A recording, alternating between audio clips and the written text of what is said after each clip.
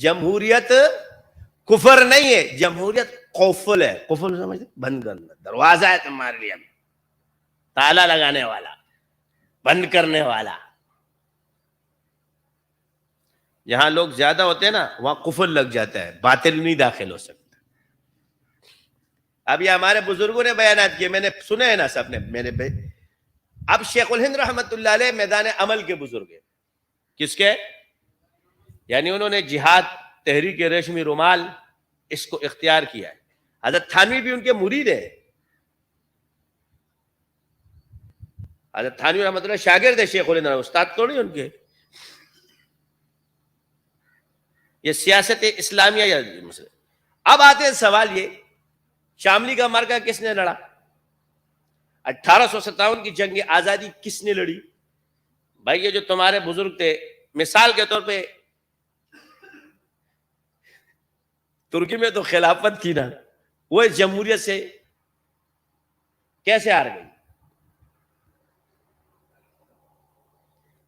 ایک سوال ہے. یہ تو تھوڑے تھے.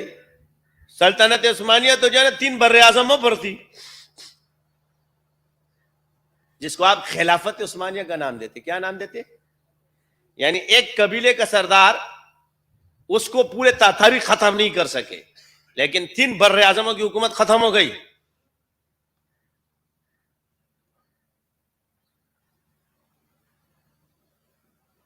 کیونکہ تم خلافت بولتے ہو نا.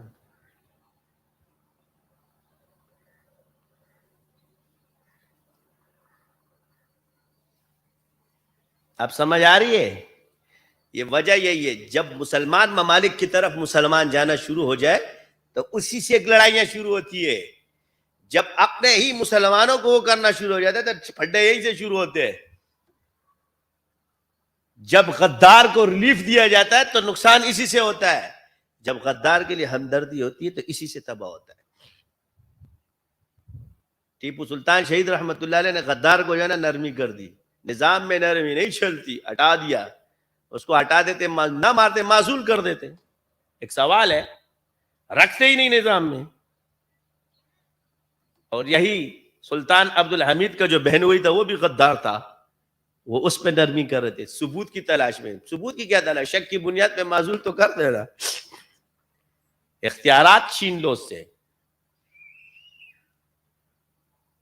آپ لوگ کہتے جی حضرت عمر، مزاج کا اثر ہوتا ہے. حالانکہ کیا غلطی پتہ ہے آپ کو؟ تاریخی بڑے بیان کرتے، میں تمہیں بتاتا ہوں. ٹیپو سلطان شہید رحمت اللہ علیہ نے سلطان عبد الحمید سے کہا کہ ہم دونوں مل کر مقابلہ کرتے ہیں. اگر میں ان کو یہاں سے نکال دوں ہندوستان سے، تمہاری پوری سلطنت کی فوج کی تنخواہ میں دوں گا.